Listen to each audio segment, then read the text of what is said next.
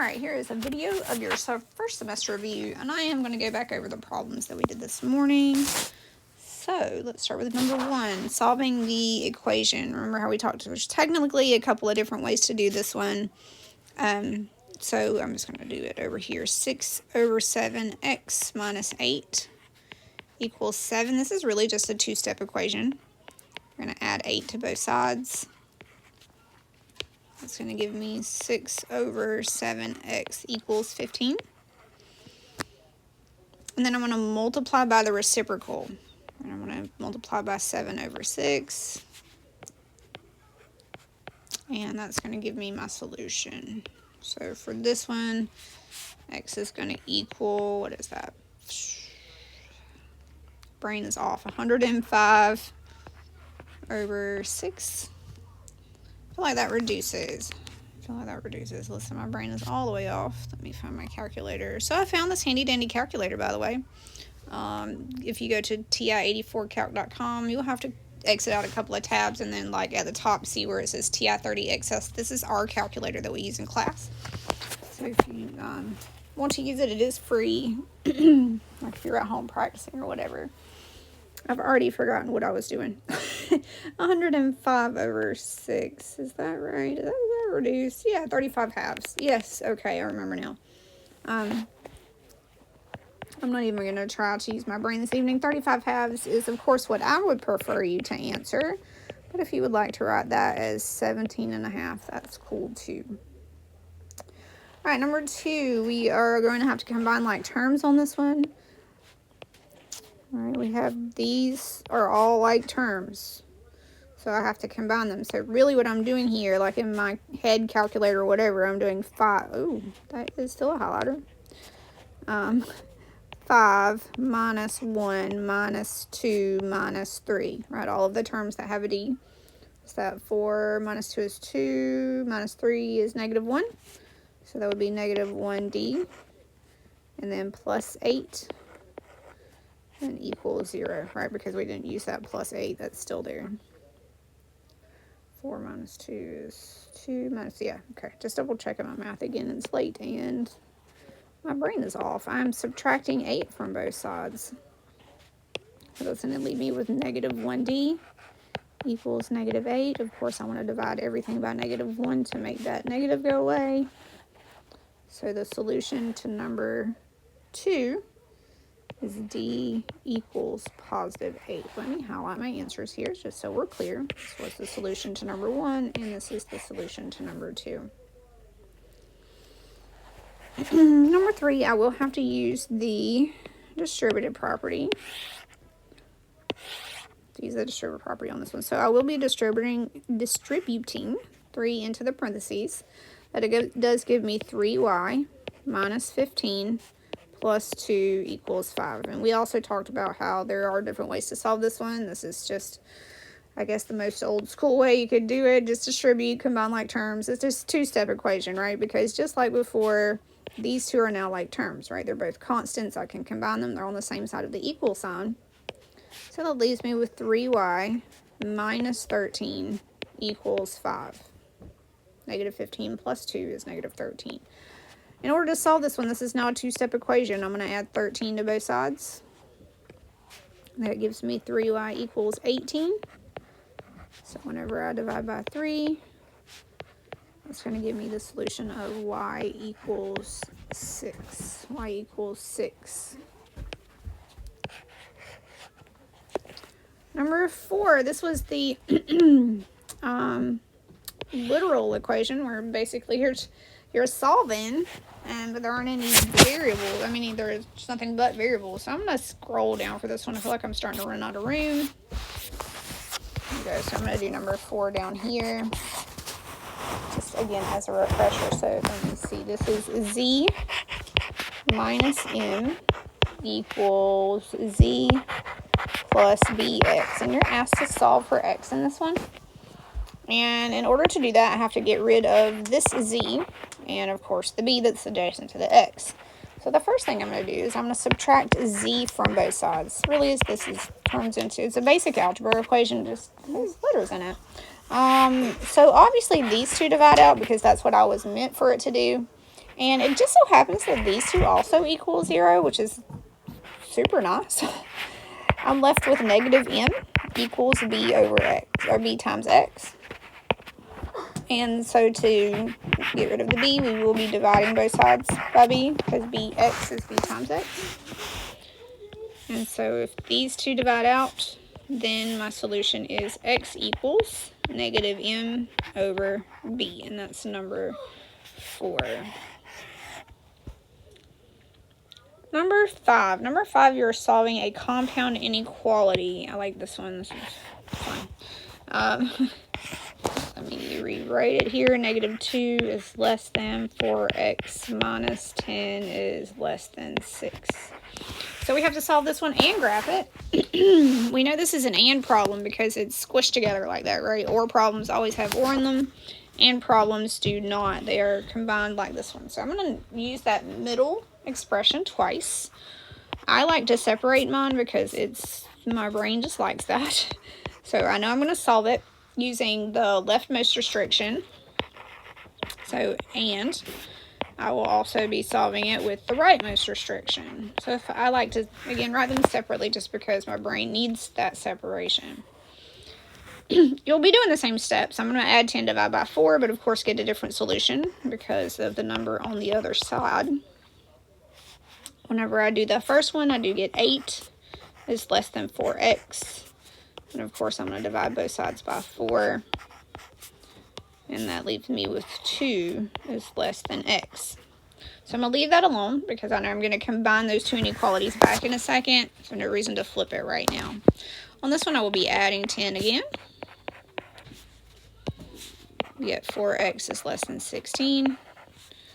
And then dividing by 4. So I get x is less than 4. So I need to combine those two back and to get my actual solution of the inequality. So that means our answer lies between 2 and 4. 2 is less than x is less than 4. My answer is between 2 and 4. So that is the algebraic part of the solution, like the equation, inequality. I also need to graph it on a number line. So I'm going to draw myself a little number line. Remember, I'm not very picky here. I'm just going to count to 5, basically. 1, I said 1.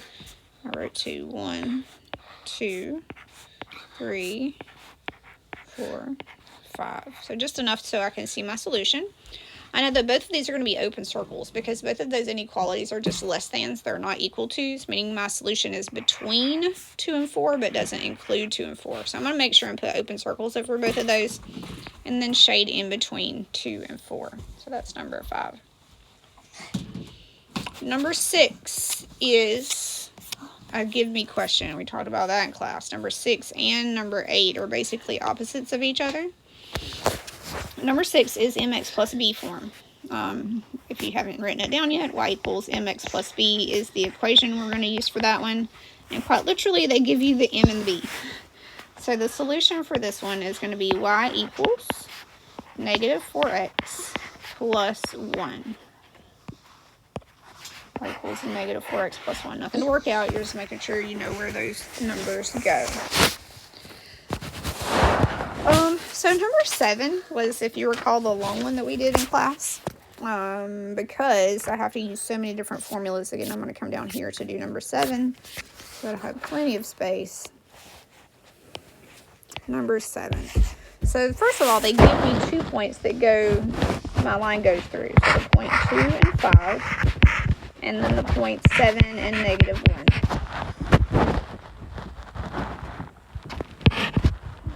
And the directions say to write it in slope-intercept form. Again, slope-intercept form is mx plus b form. So my final answer is going to look like my answer from number 6, just obviously with different numbers. I also need the slope formula for this one. The slope formula was y2 minus y1 over x2 minus x1. I'm also going to need point slope for this one. Y minus y1 equals m times x minus x1. Don't forget, if you need to remember those formulas, you do have access to a note card. Here we go. So I like to label my points. So that's my first x and y, my second x and y. And your first step is always, let's find the slope.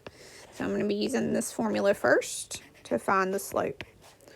-1 minus 5, y2 minus y1, over 7 minus 2, x2 minus x1. I'm just going to go ahead and solve that. That's going to give me -6 over 5. So that's my slope. That's kind of important, right? I know that's going to end up going here. But they don't give me the y-intercept, so I do have to use this form now. I have to use point slope form because I obviously have points and now I have my slope. So I'm going to use point slope form. So y minus, and I'm just going to stick with the y1, x1 that I have labeled. You're welcome to use the other point if you want to. You'll get the same answer once it's reduced. I just am a creature of habit. So y minus 5 equals -6/5 x minus 2. Okay, so I made sure I plugged in those answers correctly. Now I'm going to use the distributive property here. So that's going to give me, let's see, what do we get? We get y minus 5 equals -6/5 x. And that's going to be a positive. A negative times a negative is a positive, 12 over 5. And of course, to get it into mx plus b form, I just now need to get rid of this 5. So I'm going to add 5 to both sides. So that's going to give me y equals -6/5 x. And I just need to add 12/5 plus 5. So 12/5 plus 5 over 1. My common denominator will be 20, or excuse me, will be 5. My brain's getting ahead of itself. Of course, the 12 is already on top of a 5, but I need to multiply this times 5 to make it a 5. So I need to multiply this times 5 to make it a 5. So that's going to become 25 over 5. And my brain was already going there a second ago. That's why I said 20. And then now you're just going to add your numerators. 12 plus 25 is 37. So that's going to be plus 37 over 5. And I'm just going to leave it like that. I don't have to graph it or anything. That is reduced. It's just improper, which again I prefer. So that is the solution to number 7. Okay, make sure you have those formulas and you're comfortable with all that math. Number 8. Number 8 is just like number 6 backwards. I feel like this is another give me question. It's just a matter of, do you know where the m and b reside in mx plus b form? So going back to that equation, see on number 6, right? There's m, there's b. That's all you're doing. You're just identifying those on number 8. So what are the slope and the y-intercept? The slope is 8/5. And the y-intercept is 4/3. That's all you're doing on number 8. Now number 9. Okay, so we're finding the x-intercept and the y-intercept. So the x-intercept. I know that the x-intercept lies on the x-axis. So I'm going to have some kind of number and 0 for a point for my x-intercept. And vice versa, my y-intercept is going to be 0 and some number because it lies on my y-axis. I have to have a y value for that one. So we talked about the easiest way to do this one, honestly, is just kind of cover it up with your finger, right?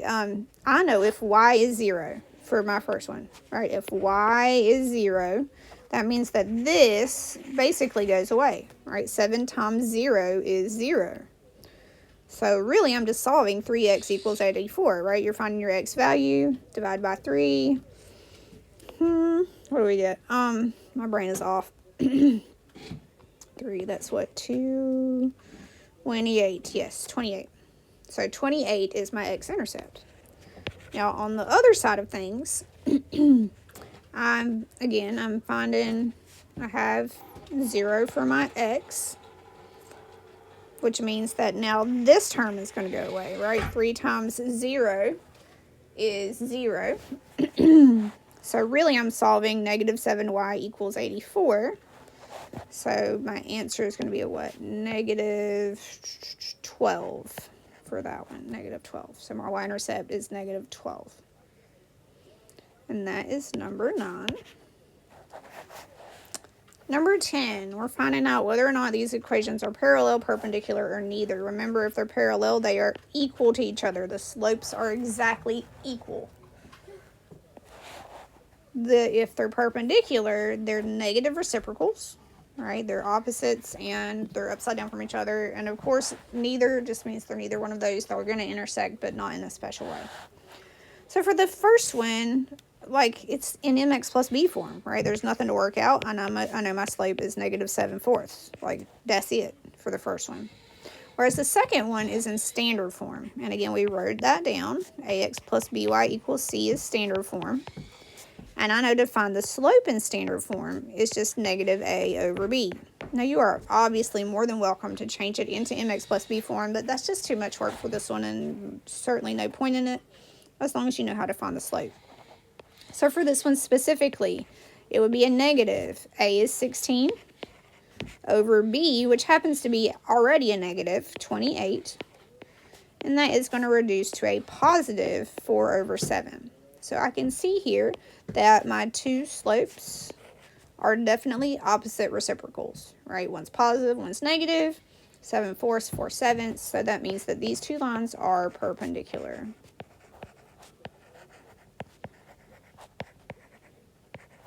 Okay, and I just realized I have not highlighted the last few answers, so I'm going to go back and do that. Again, M and B for number 8. Both the X and Y intercepts for number 9. And perpendicular for number 10. Number 11, finding the domain and range. This is another fairly easy one as long as you remember what domain and range are. The domain is the set of the X values.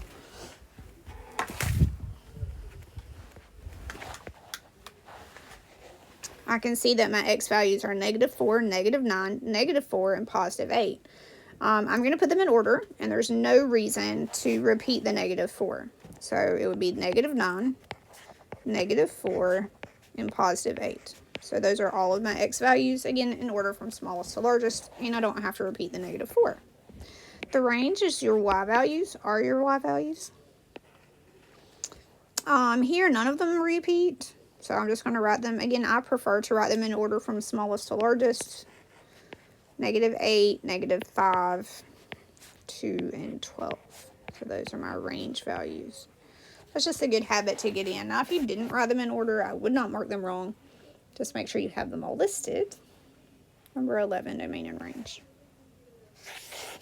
Number 12, writing a function for the situation. We talked about how funny this was, like if movie stores even still exist, but the concept is make sure you know what to do, and is it continuous or discrete? So if they're selling some DVDs for $11 each, and the cost is C, and the number of DVDs is N, of course the function is just going to be the cost equals 11 times the number of DVDs, right? That's super easy. We just know it's multiplication.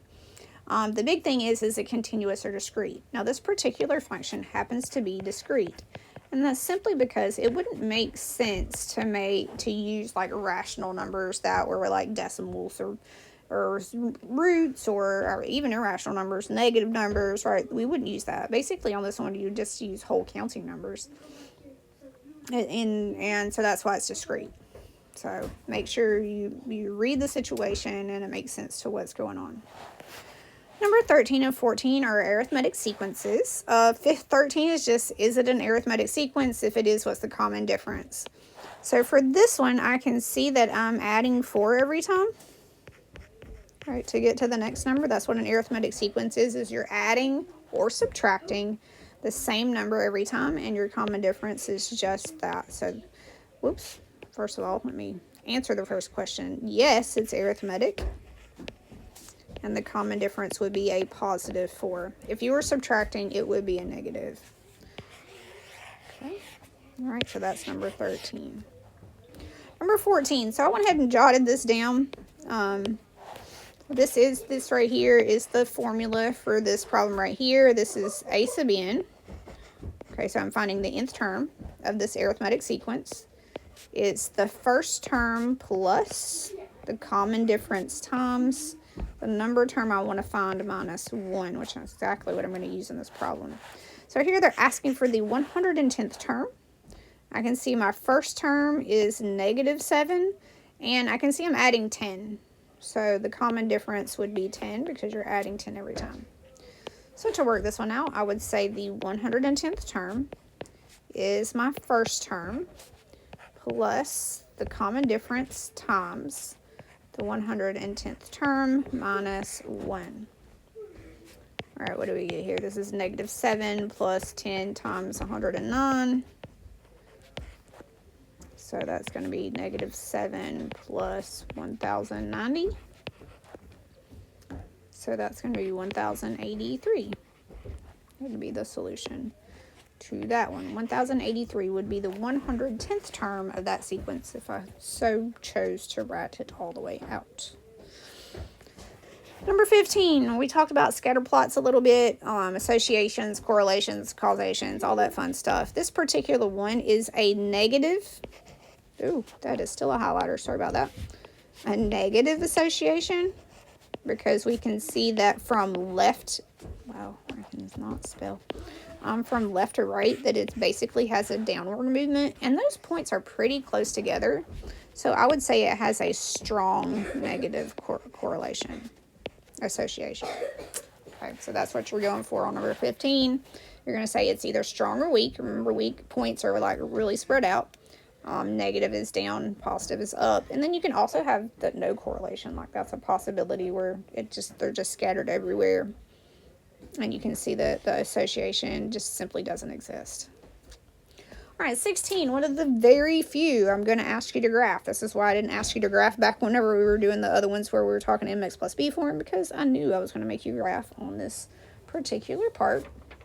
So if you can graph these two, you can graph the ones from chapter 2. So I'm going to go down here to my graph paper. You will be required to do number 16 on graph paper. I have graph paper. If you don't have graph paper, I need it to be as precise as possible, and I say that I'm going to try to be as precise as possible. I do not have access to a ruler on this thing. I mean, the lines will straighten out for me, but it's still a little bit difficult. We're going to do our best. I just need it to be legible and all that fun stuff. Okay. Both of these lines are in slope-intercept form, which just makes it so nice. That's my x-axis and my y-axis. I'm going to do the first one in purple. Okay, so I know that my y-intercept is the point 0 and 5 because of the plus 5. So 1, 2, 3, 4, 5. That's going to place me right here. So that's 1 point on that graph. My slope is 1. Remember, you want to use your slope as rise over run. Rise over 1. Rise over run. Wow, that's fun to say. 1 over 1. So that means I'm going to go up 1 and to the right 7. But make sure you're starting at like in this case, the 5. So from 5, I'm going to go up 1 and right 1, and there's my second point. Okay, and you can do that as many times as you want to. You know, I always do a few times because I like my line to be as accurate as possible. And so I'm going to, maybe it'll straighten up pretty for me. Oh, well, that's the best we can get out of that one. All right, so there's my first line. Same thing for the second one. I'm going to do this one in green. This time my y-intercept is 0 and negative 1. Ooh, did I make my graph? Probably not. So 0 and negative 1 is right here. All right, this time my y-intercept goes down 1. And my slope for this one is going to be negative 5. Remember how we talked about pick where you want your negative. You can do negative 5 over 1 and go down 5 and right 1. Or you can do 5 over negative 1 and go up 5 and left 1. Both of those will give you exactly the same line. As a matter of fact, I'm going to choose to do both of them. So if I went down 5 and right 1, that's going to put me down 1, 2, 3, 4, 5, and right 1 would be here. Again, I'm started at the negative 1 point.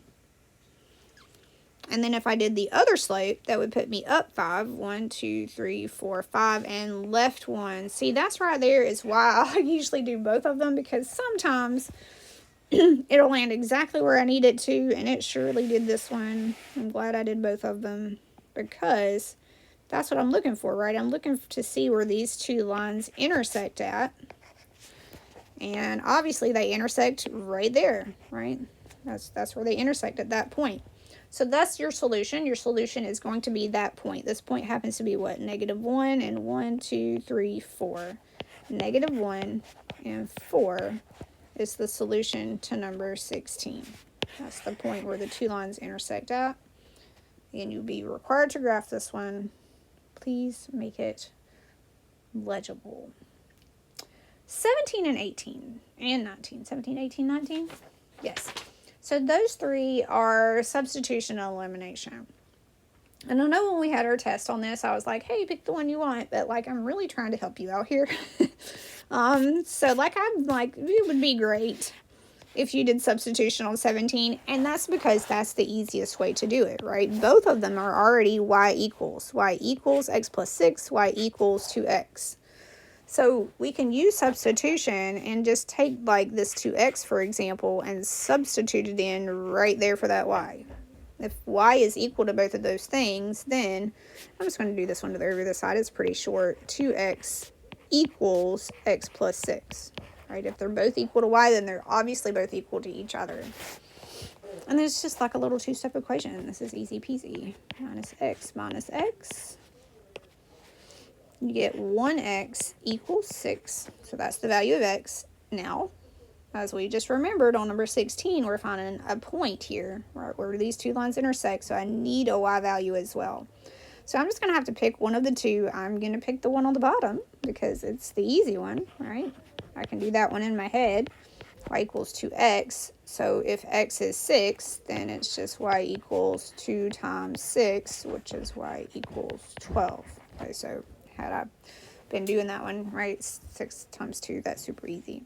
So the solution to number 17 is the point 6 and 12, which means if I were to graph these, that's going to be where they intersect at the point 6 and 12. Okay, 18 and 19 are both elimination. I'm actually going to do 18 first. I think I meant to put, 19 first.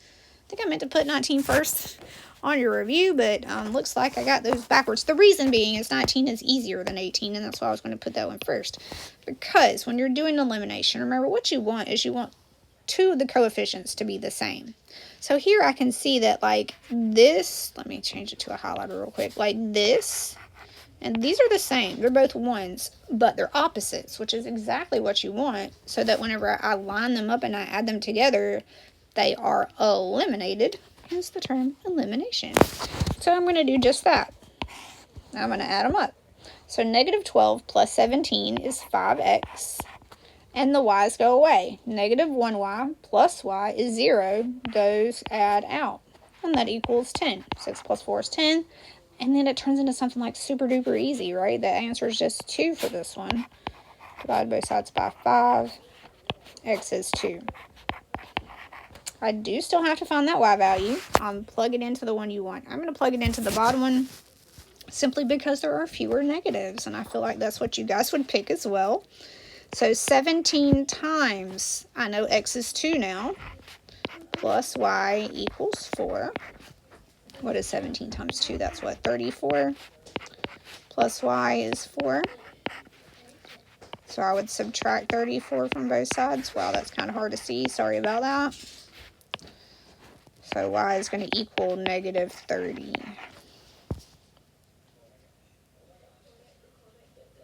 Oh, yeah, that's it. Okay, so I was just checking it mentally in my head. I always kind of freak out whenever they give me big numbers like that. But no, that's it.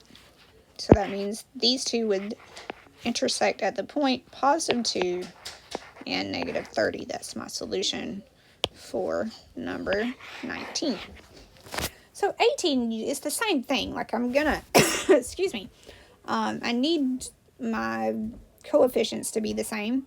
The problem with this one is they're not, right? 3 and negative 10, 9 and negative 6, obviously not the same. I'm gonna have to find some common ground here. You pick the one that your brain likes the best, okay? You pick the one that your brain's like, hey, this one's easy. I can do this one.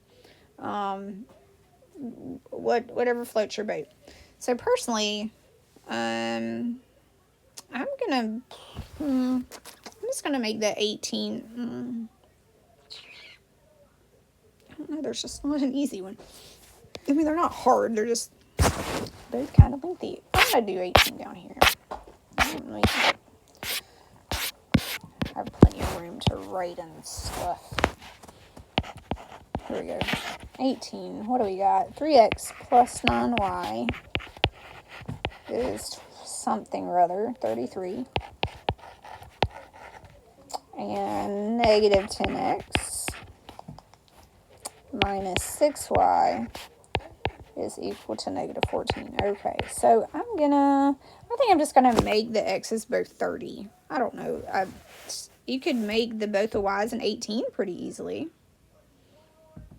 I mean, there's really just not a hard one. So I'm just gonna go ahead and make both of the x's a 30. So I would have to multiply that times 10, and I would have to multiply this times 3.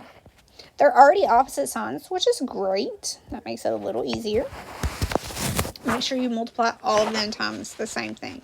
So that's going to be 30x plus 90y equals 330.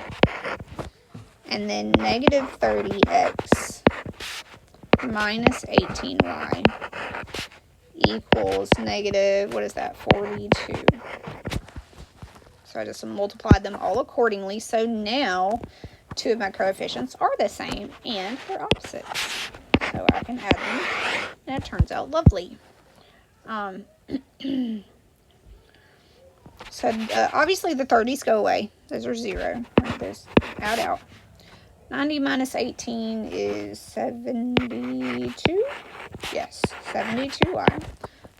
330 minus 42 is 288. And then I just need to solve for y, right? That's just always breaks me down to a one-step equation. So 288 divided by 72 is 4, which is really awesome because that's pretty easy now. So y is 4. I do have to find the x value. Pick the one you feel like is easiest. I'm just going to use the first equation. 3 times, again, I almost made a mistake. 3x plus, there we go, 9 times 4, y is 4, not x, equals 33. So that's going to give me 3x plus 36 is 33. I would be subtracting 36 from both sides. That's going to give me 3x equals a negative 3. And then divide by 3. So x would equal negative 1 on this one. Meaning my solution to this problem is negative 1 and 4. Yeah, that's number 18. 18, right, because I did 19. Here I am trying to confuse myself. Okay, number 20 on the back is a graph. So I'm going to go ahead and stay down here since it's a graph. Number 20 is the graph of y is greater than negative 5x plus 3. This is an inequality, which means I'll have to shade on this one. And it's just mx plus b form, so that's pretty easy. I'm going to draw my graph. Again, you'll be asked to do this one on graph paper, but you'll already have graph paper from the one we did before. Okay, so mx plus b form. I know my y-intercept is the point 0 and 3. 1, 2, 3. There we go. My slope on this one is a negative 5 again. So negative 5 over 1 or 5 over negative 1. This one is really not a big deal. Like if I went up 5, 1, 2, 3, 4, 5 over 1, that's going to actually land me like right here. So I'm going to go down 5, 1, 2, 3, 4, 5, and right 1. I used this one. I went down 5 and right 1. Simply because I don't want to run into my words up there. And oops, ooh, hey, look at me almost making a mistake. Okay, so let's remember this inequality sign is actually pretty important. If there is not an equal to underneath it, it's kind of like the equivalent of having an open circle like we did back on the inequality. I need to denote whenever I graph this one by using a dashed or dotted line. So that means this one's going to be super heckin' not straight. Wow, that's lovely. Okay, so hopefully you have a ruler and you can make yours look prettier than mine. The point is we know that that's not part of the solution. So you need to make it a dashed line. If it wasn't equal to, I would make it a solid line. Do not think about less than or greater than as left and right, like we would normally on a number line. We want to think of it as above and below. So y is greater than negative 5x plus 3, so I need to graph above the line. Now on this one, it does happen to be actually like on the right side, but I would just take and shade on this side. Okay, so that's number 20. All right, 21. So I probably should have amended these directions. Let's go back up here. I should have taken off. It says, what is the graph of the absolute value equation? And then which of the following describes, like, I don't know what they're doing with the directions here. What I want you to do on this one, and I'll reword it nicely on the exam. Basically, I want you to tell me how the graph translates. These are the ones where we know that the number on the inside determines a horizontal shift, right? So it's going to move. This one's going to translate. And this one's going to go left 7. Remember that horizontal movement is like it's opposite of whatever you think the sign is going to be. So plus is a left movement and minus is a right movement. However, the vertical shift, which is the one on the outside, like totally makes sense to what the sign is that they give you. So this one also goes down 2. So that's what I'm looking for on number 21. You do not have to graph number 21. I want you to tell me about the translation of the graph. Number 22 is, excuse me, an exponential equation. We did several of these. You will have to have a calculator for number 22 and 23 for sure. Excuse me, gosh golly. So I can see that obviously the population starts at 1,500. So my function is going to be 1,500 times, and remember we need a growth rate. It says it's growing. So the growth rate, let me jot it down up here. It was your initial value times 1 plus your rate, and then whatever your x power was, right? So this is going to be 0.02. 2% is 0.02. So I know right here I'm going to do 1 plus 0.02. And the population, that's going to be your time in years, of course, is your exponent to the 4th power. So that's what I'm going to do for number 22. I'm going to go back to my little handy dandy calculator. I'm going to make sure everything's cleared out. And what was it? Okay, it was 1,500 times. And I'm going to go ahead and make it 1.02. Because 1 plus 0.02 is 1.02. And then it's to the, what power was it? 4th power. All right, now we are talking about a deer population. So I'm just going to go ahead and round that up to 1,624. So it is approximately, as we are predicting, 1,624 deer. And that would be the solution to number 22. And that was the solution to 21. 23, this is that A formula that we did. So I'm just going to since I have all of this space down here, I'm going to do it down here. So this is the formula. This is again for number 23. The formula was the amount is equal to the principal times 1 plus R divided by N to the NT power. We wrote that down. So that's the compound interest formula. In our problem, we know that the principal, like it says it right there, is 2,100. 4% is my rate. Make sure to write that as a decimal. Compounded annually. Okay, so that means 1 time a year. So in this one, our N, what's up with my pen? My N is just going to be 1. Remember that changed. I think the one we had on our test was like monthly or something. Quarterly is 4. Just so make sure and pay attention to whatever this word right here is. Annually is just once a year. And of course, our time is going to be 4 years.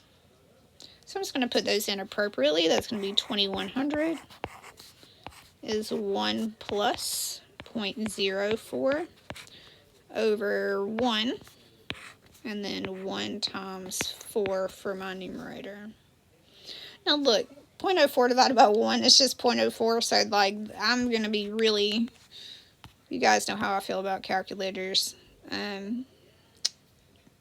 So I'm not going to put anything in that might confuse my brain. So 1.04, right? Because 1 plus 0.04 is 0.04. And then to the 4th power, right? 1 times 4 is 4. So that means the amount is $2,456.70. 2, 4, 5, 6, 70. 2, 4, 5, 6, 70. So that is the amount after 4 years. That's the answer to number 23. $2,456.70. I think I wrote it down right. All right, number 24, geometric sequence. This one's pretty easy. Are you multiplying by the same thing every time? This one, yes, of course, right? We can see here times 2 times 2 times 2. It's the same all the way down. So, yes, it is geometric. The common ratio is 2. I feel like that one was super easy. That's what we're doing on that one.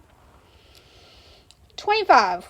This is the last thing we did in class last week. These are the ones where you need to be able to look at it and tell me about this equation, right? So please go back and look at those notes. Add whatever you need to your note card as far as the different translations and the reflection and the growth and decay. This particular one happens to be a growth problem. Right, I know it's a growth problem because the base of my exponent is larger than 1. If the base of your exponent is larger than 1, this is a growth graph. I mean, it's going to be increasing. The only translation I have is this plus 4 at the end. And it is being added to the function, not in the exponent. So I know it's a vertical up and down movement. So this graph goes up 4 units, which, excuse me, means that asymptote moves up 4 units. So that's what I need to see. How does the graph of the parent function change? And that, guys and girls, is your exam.